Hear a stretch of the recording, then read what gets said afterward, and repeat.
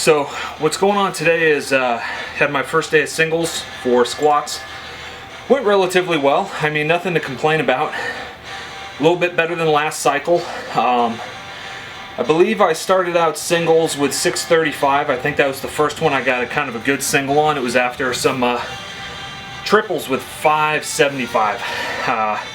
Worked up to a single at 635. Might have been a 625 in there somewhere, but 645 today went really well. It felt really slow because I'm just feeling a little beat up. Did a lot of work over the weekend, even though it was a holiday. Had a lot of stuff that I was doing, including putting out the free programs. So there's about 50 minutes of video on that. One video is me kind of explaining the program and explaining how it works. Also why you should train that way as a novice.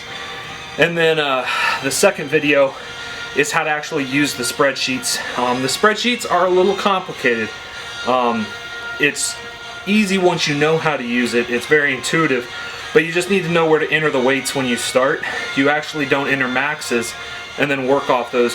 You enter weights that you do in the workouts. So somebody asked if RPE is a good way to really train novices since they are brand new. I think it is. The reason why is because they're going to go on a linear progression throughout the program. So it doesn't matter if it's RPE based for the first week. They're going to progress in a linear fashion from that point on. It's not actually about hitting the RPEs.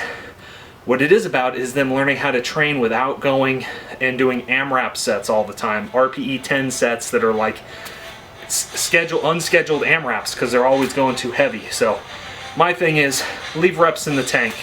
You'll see that on that 645. I'm sure I could have doubled, probably tripled 645.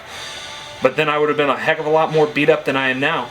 And I don't know how much more training stimulus I would have. I certainly wouldn't have the energy for these back off sets because they're already taxing me. And it's only, what, 555? It's exactly a 45 on each side, less than what my top single was, and I'm doing some back off triples. I have more back off sets past this, but I'm going to start tapering my volume for the meet, so I'm going to at least cut out the safety squat bar that I usually do on this day, and I'll probably add that back in later in the week. In my training prep for my last meet, I was doing a heavy single and then dropping like a 45 and a 25 off of whatever I was doing. And then I was doing pause squats for like 3 sets of 3 pause. So I'm doing a heck of a lot more volume than that right now. So I'm going to start pulling out stuff because there's no reason to double my volume. That's why I feel a little bit more beat up.